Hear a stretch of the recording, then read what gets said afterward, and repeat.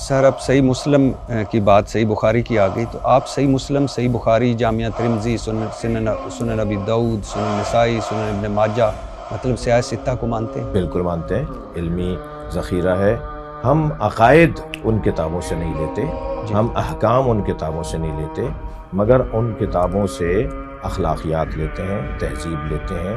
صحابہ کرام اور تابعین اور تبع تابعین کی تعلیمات کو لیتے ہیں، عرفانیات کو لیتے ہیں، معنویات کو لیتے ہیں، اور جو احکام شرعی احکام میں اور عقائد میں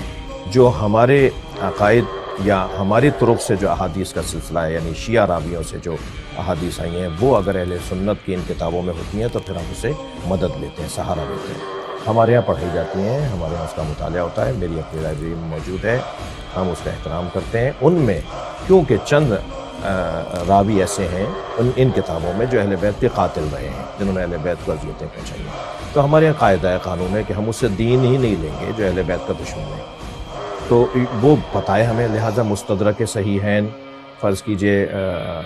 صحیحین کے اندر جو احادیث مشترک ہیں شیعہ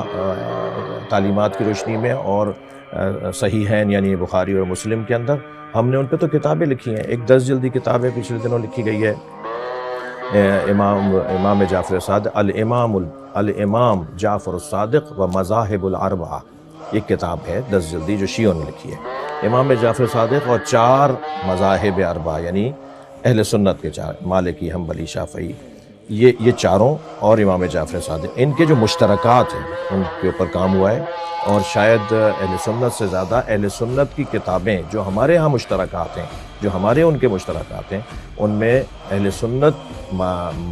مدارس اور مراکز علمی سے زیادہ شیعہ مرکزوں نے کام